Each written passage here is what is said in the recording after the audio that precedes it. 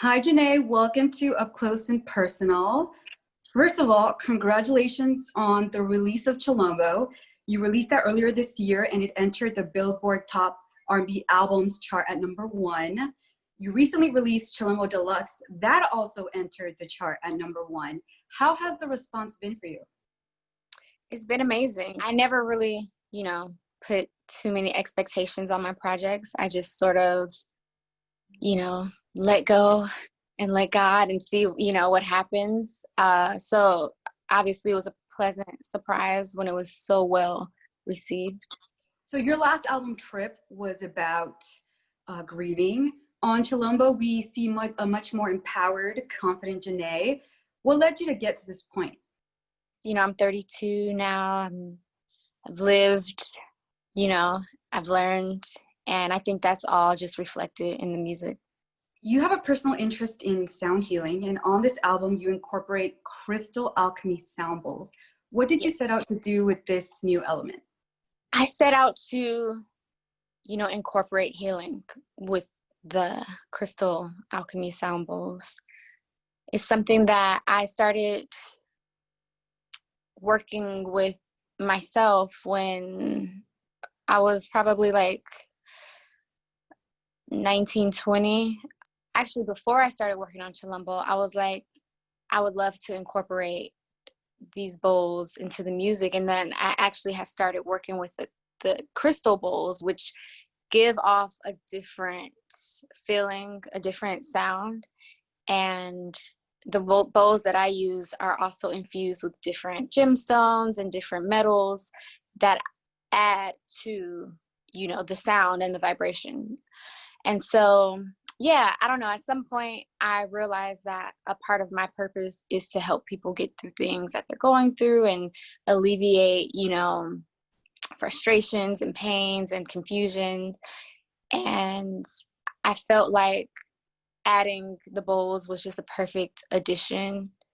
I don't know. I just started to feel like I really wanted to put that intention into my music. I really feel like you're taking sexual healing to the next level because, you incorporate these healing sounds on every track, even your more sensual ones.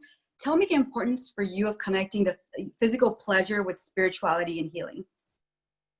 I think that physical pleasure is spiritual. I think that they go hand in hand. I think sex is a spiritual act and it's a healing act as well. And so, yeah, to add these elements of actual healing tones just, solidifies my whole purpose of, adding this into the music. When people hear something, they're like, oh, I feel that, even if it's bass, even if it's an 808, that you're actually feeling that within your physical body, and it's vibrating throughout your body. So I don't know. I feel like now that I'm studying sound healing and I know, the importance of sound, I just feel like it's my responsibility as a musician to really, take care of the sounds that I put into the music. You have this level of awareness of self that not many artists do, and I really feel like it comes out in your music. Can you name the moment or the time when you began your journey into yourself and your self-exploration? It all started on March 16th, 1988, when I was born. I don't know. I think I've always been very observant. I grew up as the youngest of 5, and so there was always a lot going on around me, and I was always just observing and sort of learning lessons from my siblings and from all my cousins. Some of my first memories are me just staring at things, contemplating, questioning what it is or what it means to me or how it makes me feel. I just feel like, it's a combination of how I grew up and where I grew up and who I grew up with and how my parents and the people that raised me, how their approach to parenting. My mom and my father were both very open and sort of let us be ourselves. I have to ask you, because I grew up blocks away from Slauson, and I continue hearing you shout it out.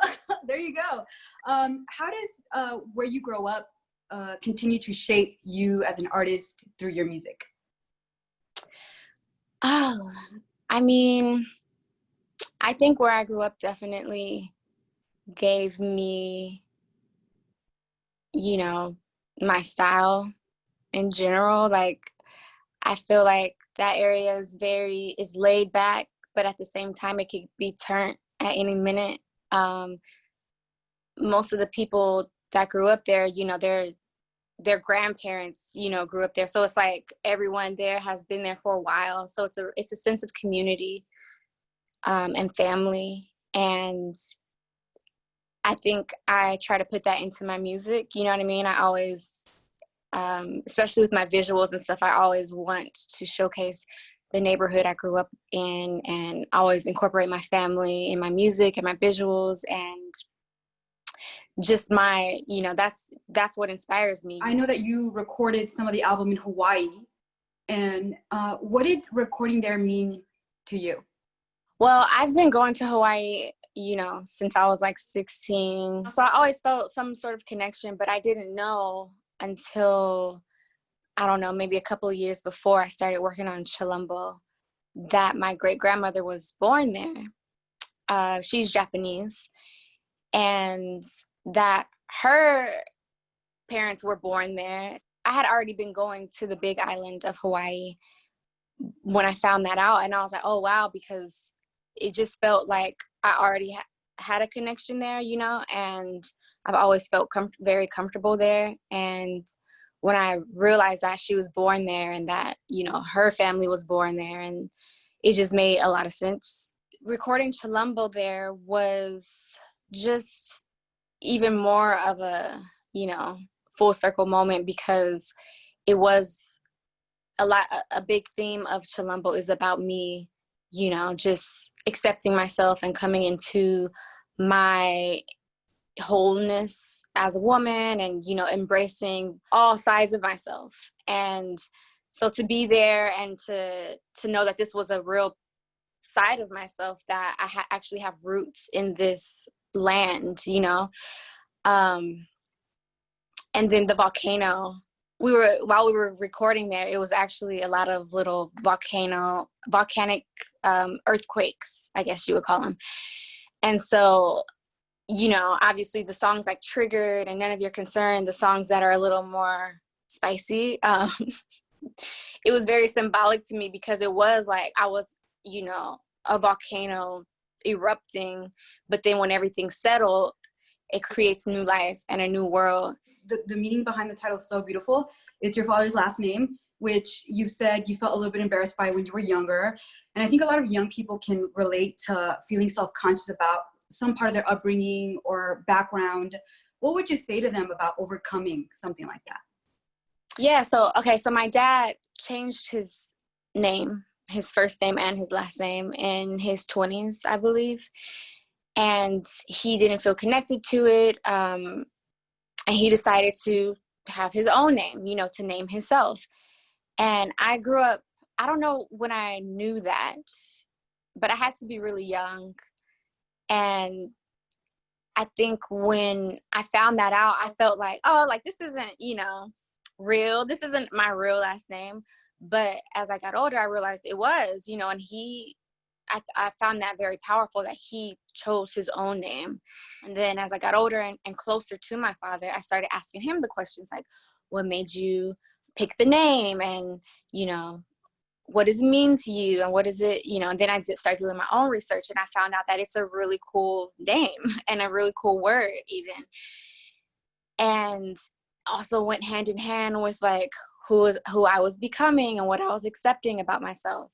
And, you know, like you said, a lot of kids that deal with that, maybe like embarrassment, maybe because they have a last name that people can't pronounce, or a last name that they feel like is, you know, people don't understand or whatever, you know, just really do your history and learn about your last name, and learn about, you know, your lineage and your roots, and your family. And it's all fascinating. So Chilombo is the album where we finally get the Mila J collab. Why has it taken so long for you to collab with your sister? Oh man, I know. We've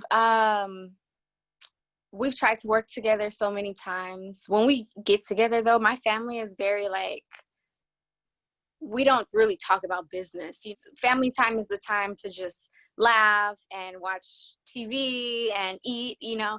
So I think with us both working on music, we kind of, those things like business was always like separate. And there were a few times when, you know, it almost happened, but then timing or, you know, something wouldn't line up. And I don't know, I think it was just perfect timing. And, you know, all things happen when they're supposed to. And so, yeah, I think, you know, even though it took a long time, I think it's, you know, took the time that it was supposed to take for us to come together. Because, you know, we probably couldn't have made that type of song when I was, you know, younger. But now that, you know, I'm old enough to express my sexuality the way that I can now, you know, her being a Scorpio, you know, now we can really see eye to eye. So after listening to Chilombo, I revisited some of your past albums, and it's very evident that you've evolved in your sound, but there's still definitely that Jhené Aiko essence that we got in Sail Out. Are you proud of the fact that it's still very much you from the person that you started off in the industry?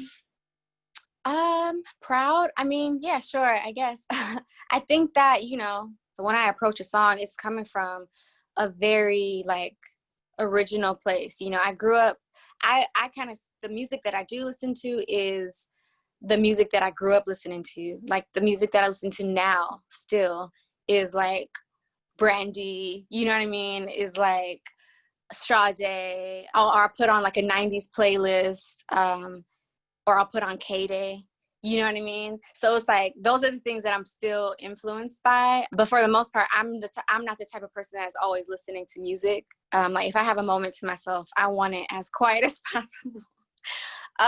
So yeah, I think that has, you know, helped me in staying very true to myself and my sound, and just listen, you know, I want my music to be music that I like, you know, that I want to listen to.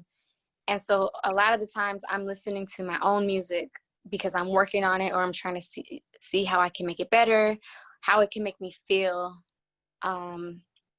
So I'm really just trying to, you know, impress myself when I make music and get myself to play it out. So that's how I know when I've made a song that I like, because I'll play it out until I hate it, and then I'm like, perfect.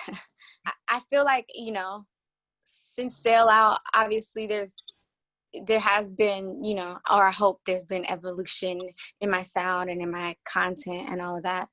But I don't know, I've felt myself since I was born. You know what I mean? I've never felt like I've changed radically.